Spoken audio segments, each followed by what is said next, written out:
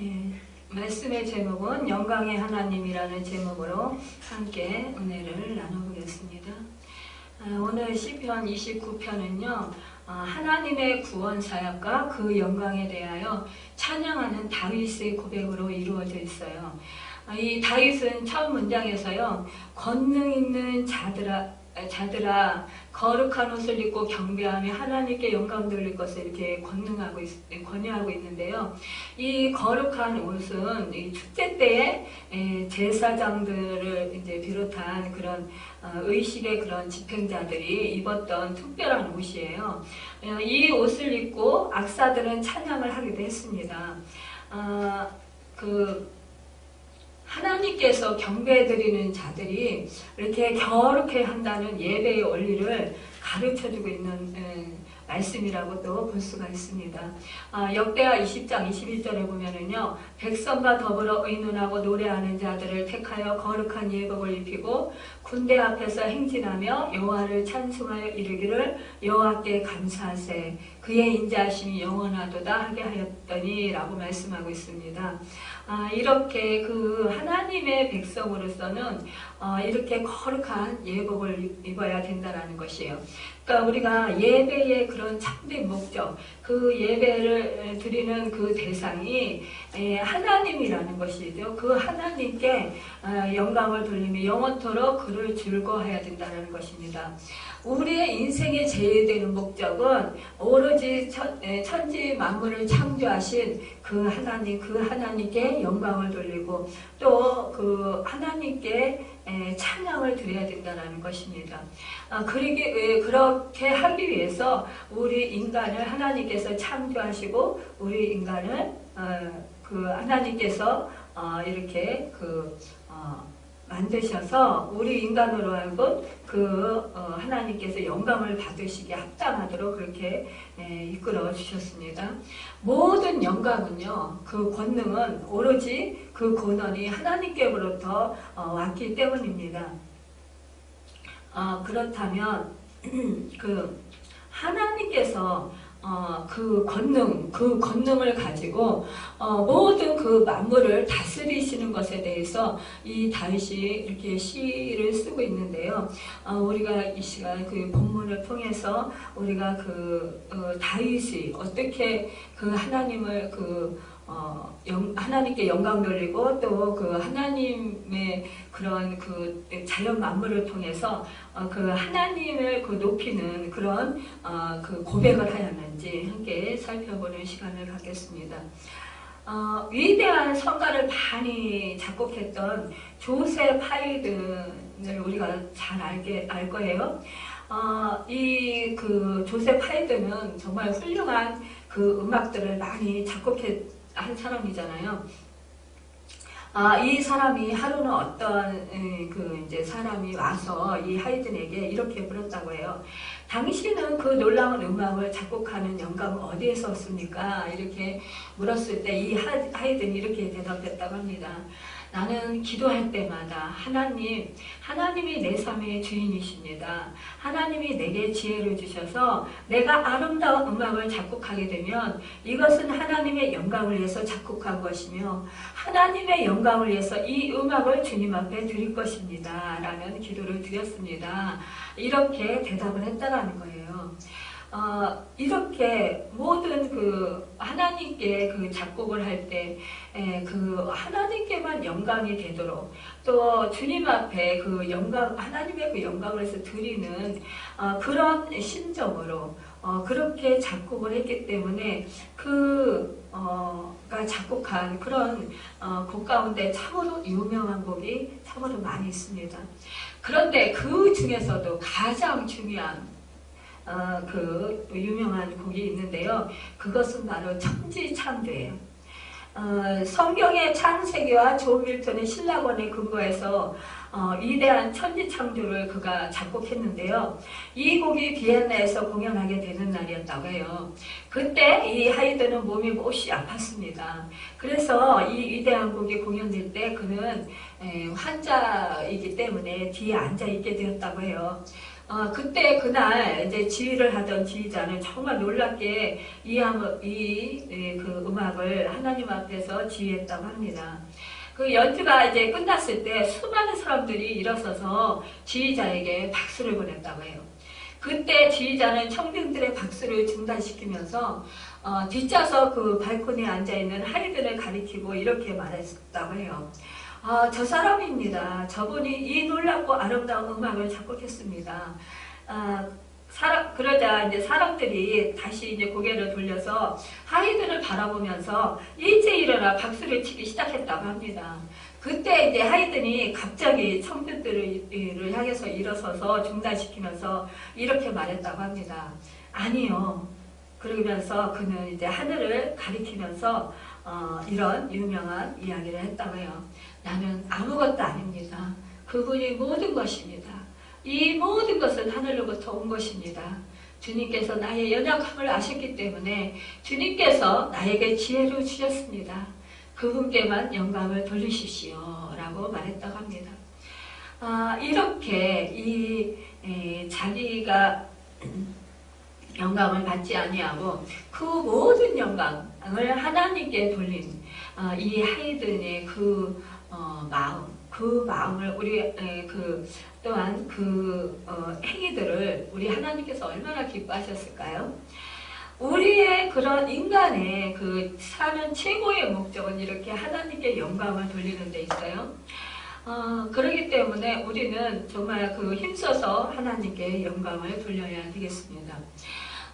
두 번째로 보면은요, 여호와의 소리에 대해서 이 다윗은 영광을 돌리고 있는 것을 볼 수가 있습니다.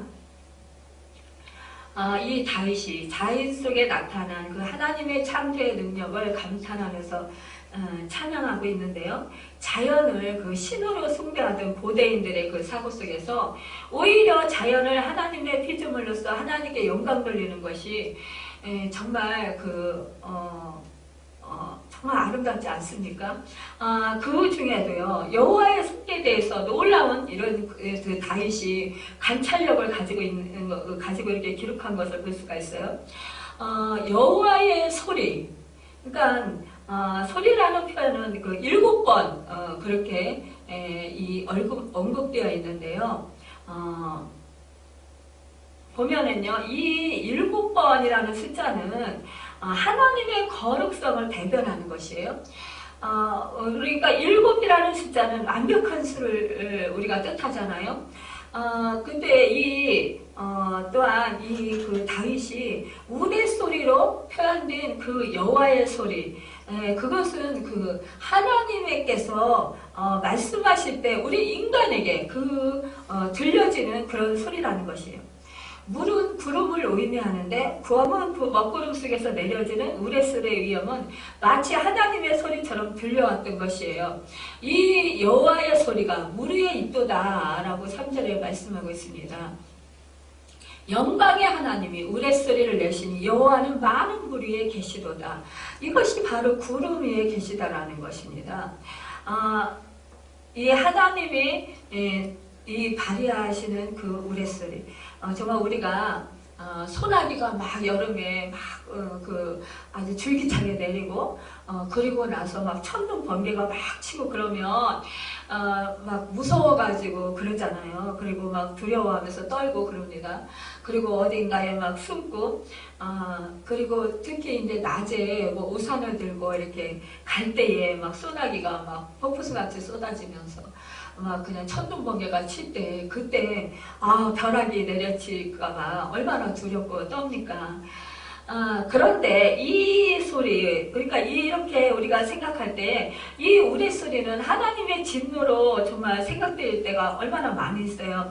하나님과 정말 그렇게 우리가 밀접한 그런 친밀한 관계를 누리고 있는 사람들은 아마 두려워하지 않겠지만, 그러나 하나님을 잘 섬기지 않고 또 하나님에 대해서 잘 알지 못하는 사람들은 막 번개치고 천둥치고 이러면 이 우레소리에 막 놀래가지고 두려워서 덜덜 떱니다.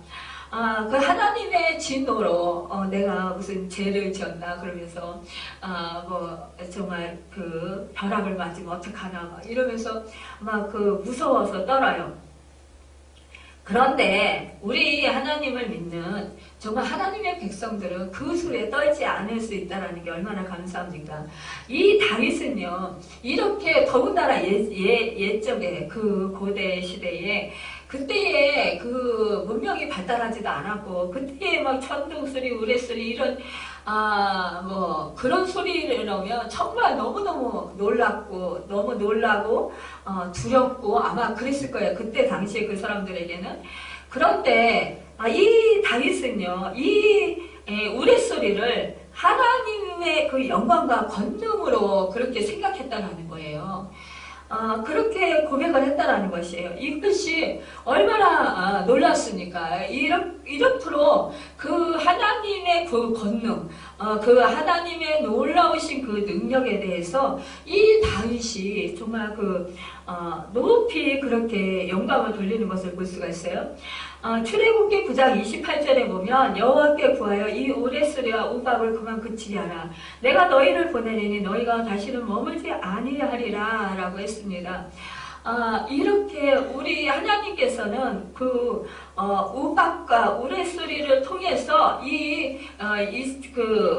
말하자면은 이스라엘 백성들을 애굽에서 그렇게 구출해 내셨어요. 또 우박을 내리셨습니다. 또한 출애굽기 19장 16절에 보면 셋째 날 아침에 우레와 번개와 빽빽한 구름이 산 위에 있고 나팔 소리가 마냥 크게 들리니 진중에 있는 모든 백성이 다 떨더라고 했습니다. 이렇게 하나님의 그런 우레소리 번개, 이것이 바로 하나님의 음성이라는, 하나님의 권능이라는 것입니다. 또한 이 사무엘상에 보면은요, 그 7장 그때에 보면은 그 이스라엘 백성들이 이제 바알과 아스다롯을 그렇게 섬기고 뭐 그렇게 했어요. 그렇게 이때 사무엘이 이 백성들에게 너희가 바알들과 아스다롯을 제거하고 여호와만 섬기라.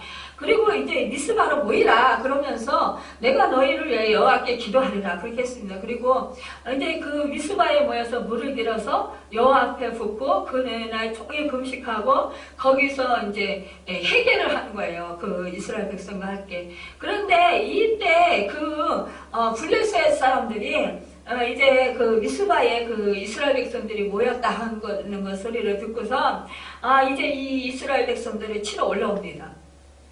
이때요, 이스라엘 사람들이 이 블레셋 사람들이 자기들을 치러 올라온다 그런 소리를 듣고는 얼마나 두려워했어요. 그랬는데 이제 사무엘이 사무엘에게 이 이스라엘 백성들이 그래요. 당신은 우리 하나님 여호와께 쉬지 말고 부르짖어 우리를 블레셋 사람들의 손에서 구원하시게 해 주십시오. 이렇게 그렇게 부탁을 합니다.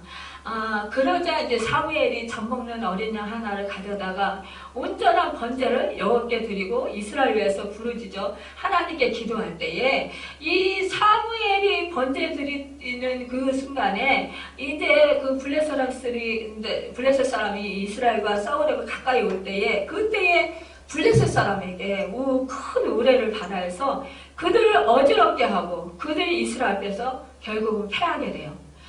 이렇게 하나님께서는 정말 큰 우레소리를 발하셔서 하나님께서 그 블레셋 이스라엘을 치고 올라오는 그들을 혼비백산을 시키셨다는 것이에요. 그래서 다 흩으셨다는, 그리고 그들을 다 물리쳐 주셨다는 거예요.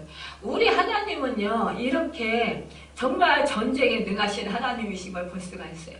당신의 백성들을 구원함에 있어서 우리 하나님께서 이렇게 그 우레소리로 지키시는 것을 볼 수가 있습니다. 정말 놀랍지 않습니까? 이러한 이 다윗이 이러한 사건들을 너무나 잘 알고 있었던 것을 볼 수가 있어요. 그래서 이 다윗이 이렇게 고백을 하는 것입니다.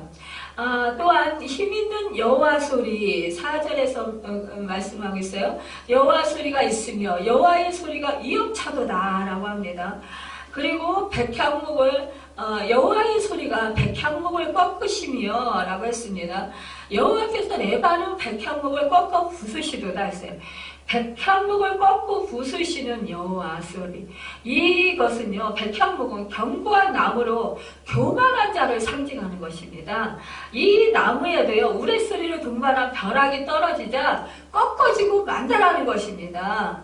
다윗은 그 단단한 백향목마저 꺾으시는 하나님의 권능을 이토록 찬양하고 있는 것입니다.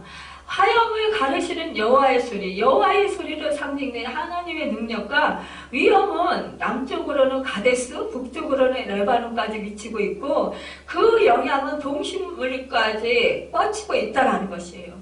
이 우레소리는 진동시키는 여호와의 소리라는 것이에요. 암사슴을 낙탕케 하시고 그리고 상림을 맑게 벗기시는 여호와 소리라는 것입니다. 이렇게 여호와의 소리는 악인들에게는 두려움의 소리이지만 하나님을 믿는 하나님의 성도들, 하나님의 자녀들에게는 보호와 위로와 구원의 소리라는 것이에요. 여호와께서 자기 백성에게 힘을 주시며 여호와께서 자기 백성에게 평강을 복을 주시리로다. 이렇게 이 다윗이 고백하고 있는 것입니다. 우리가 정말 이렇게 하나님의 놀라우신 그런 주권 안에 우리가 살고 있는 하나님의 자녀라는 것이 얼마나 복되고 감사합니까? 중국 탐험가인 문구파크의 그 탐험일기에 나오는 경험담인데요. 이 그 문구파크가 한 번은 아무것도 보이지 않는 그 중국의 넓은 광야를 며칠째 걸어가고 있었다고 그래요. 그때 갑자기 발밑에 아주 작은 파란 그런 들꽃 한 송이가 피어있는 것을 발견했다고 합니다. 그는 너무나 기쁘고 감격하여서 대지에 엎드려서 그 작은 꽃에 입을 맞추고 하나님이 여기 계시다 이렇게 외쳤다고 합니다.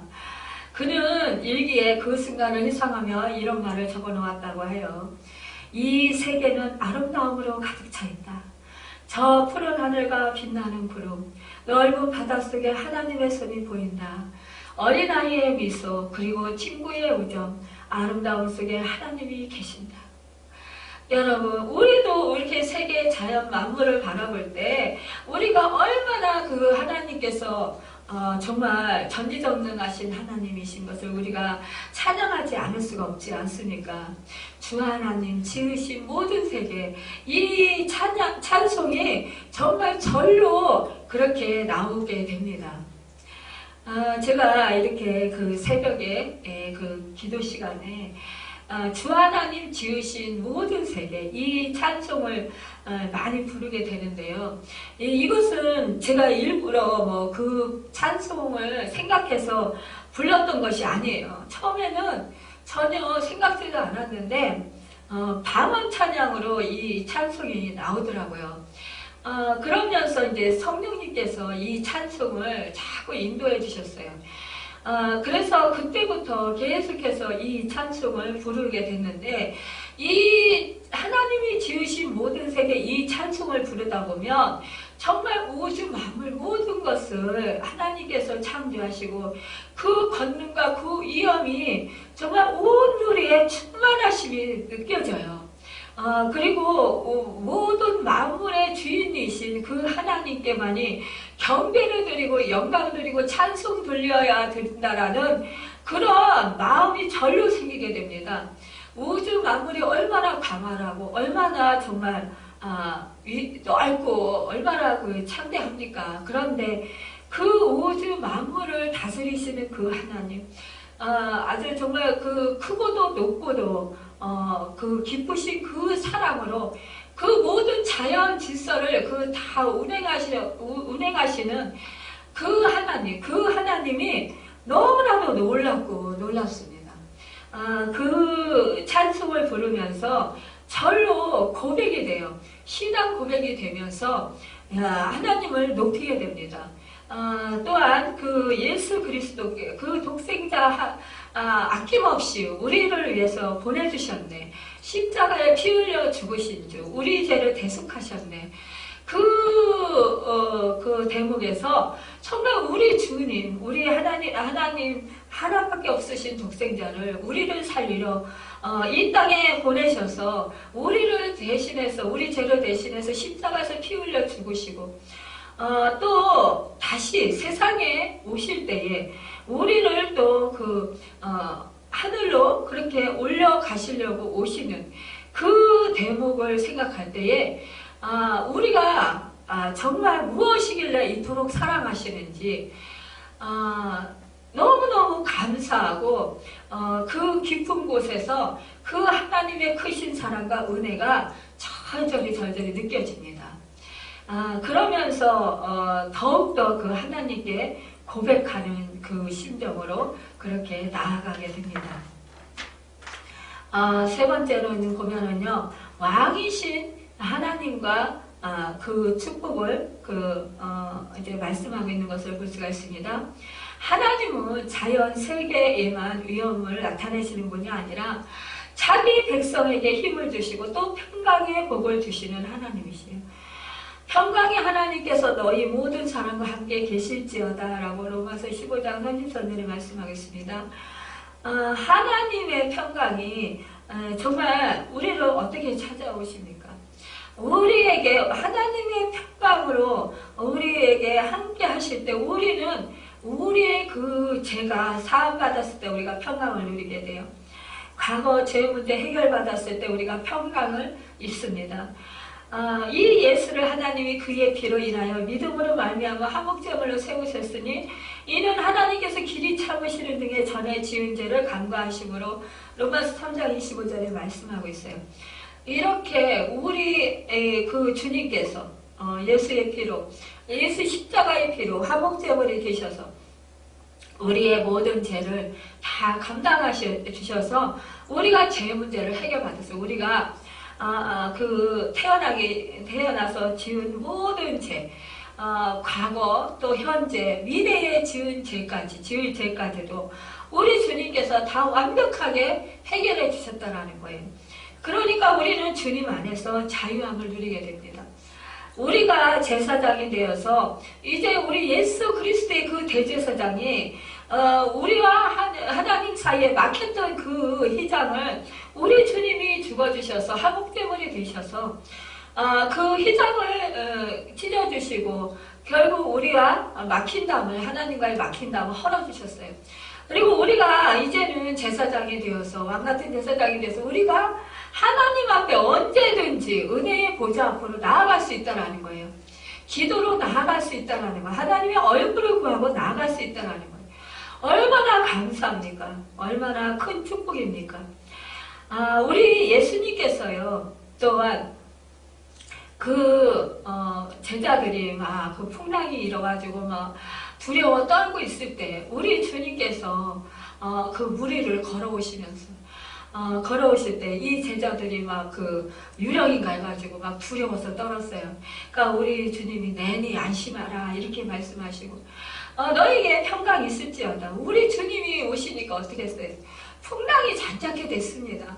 이렇게 평안이 임했습니다. 우리 주님이 함께 계신 곳에는 이런 평안이 임합니다. 우리는 그러기 때문에 언제나 그 주님이 주시는 이 평안 안 속에서 우리가 살아갈 수 있습니다. 우리가 이 세상에서 살아갈 때에 크고 작은 많은 일들이 우리로 하여금 정말 풍랑과 같이 또 폭풍과 같이 우리로 하여금 힘들게 하고 우리를 고통스럽게 하고 정말 두렵게 하는 그런 일들이 절망하게 하는 일들이 얼마나 많이 있습니까? 그럴 때 그 가운데서 우리 주님이 함께 하시면 우리는 임마누엘 그 주님으로 인해서 우리가 평강을 누릴 수가 있다는 것입니다. 우리가 그 어떠한 폭풍과가 몰아쳐도 우리 주님이 함께 하셔서 우리를 도우시고 계시기 때문에 우리가 좌우로 치우치지 아니하고 두려워하지 않을 수 있어요. 우리가 또한 그 괴로움 속에서도 그 고통 속에서도 그 환난 풍파 속에서도 우리가 인내하며 견딜 수가 있습니다. 이 모든 것들을 인내할 수가 있어요. 이 모든 것은 우리 주님이 함께 성령으로 하실 때 그때 우리가 우리 주님이 주시는 그 믿음으로 그 은혜로 또한 그 힘으로 우리가 이길 수가 있고 앞으로 전진해 나갈 수 있습니다.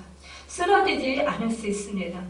또한 우리 그 모든 것이 또 협력해서 선을 이루는 그 주님의 그 은혜 안에 있는 자들에게 축복이 임하는 그 은혜 가운데 있기 때문에 우리는 그 믿음으로 승리하며 살아갈 수 있습니다. 또한 누가서 8장 35절에 보면 누가 우리를 그리스도의 사랑에서 끌으리요 라고 했어요. 환난이나 핍박이나 공고나 위험이나 우리는 정말 그 어떠한 그런 상황 가운데서도 우리가 주님의 사랑 안에 거할 수 있다는 것, 이것이 곧 우리에게 복이라는 것입니다. 그리고 또 이 시인은 말하고 있어요. 10절에 보면 여호와께서 홍수 때에 자정하셨으며 여호와께서 영원한 왕으로 자정하시도다 라고 했습니다. 이 홍수라는 것은 그 노아 때에 그 홍수 심판을 말하고 있어요. 40년 동안 정말 비가 줄기차게 내렸습니다. 그래서 그 모든 그 지면에 있는 것들은 다 홍수로 인해서 다 뒤덮였어요. 그렇지만 그 방주 안에 있는 그 노아의 가족들은 정말 그 물 위에 떠서 평안을 누리게 하셨어요. 이렇게 의인을 언제나 하나님께서는 생각하시고 의인을 구원해 주셨습니다. 그리고 무지개의 언약을 통해서 이제는 다시 홍수 심판을 하시지 않겠다고 언약을 주셨어요. 그리고 평안함을 주셨습니다. 이렇게 약속해 주셨습니다. 이 말씀을 이렇게 그 다윗이 그 시로 이렇게 적고 있는 말씀인 것입니다. 여러분, 그래서 이 노아 식구들이 그 힘을 주시고 그 노아 식구들이 평강의 복을 누리게 하셨다라는 것을 고백하고 있는 거예요. 여러분, 우리가 이렇게 주님 안에 있을 때 우리는 이 노아가 누렸던 그런 구원함과 또 우리가 평강을 누릴 수가 있는 것입니다. 또한 우리는 언약 백성으로서 천국 가는 그날까지 우리 주님이 함께 하셔서 언제나 우리를 지켜주시고 또 우리를 인도해 주신다라는 것입니다. 그것이 바로 가장 큰 우리에게 축복이고 가장 큰 우리에게 또한 큰 언약인 것입니다. 여러분, 우리는 날마다 이 하나님께 영광을 돌리고 또 찬양으로 또 그 예배로 또 기도로 하나님께 영광 돌리며 우리가 늘 고백할 때 정말 하나님께서 영광을 받으시는, 우리를 통해서 영광을 받으시고 기뻐하시는 그런 그 은혜가 있을 줄 믿습니다. 여러분, 우리가 날마다 하나님께 찬양으로 고백하고 하나님께 기도로 나아가서 힘껏 하나님과 친밀한 교제를 나누고 또 하나님의 그런 놀라우신 은혜들을 누리는 여러분과 제가 되기를 예수님의 이름으로 축원합니다. 기도하겠습니다.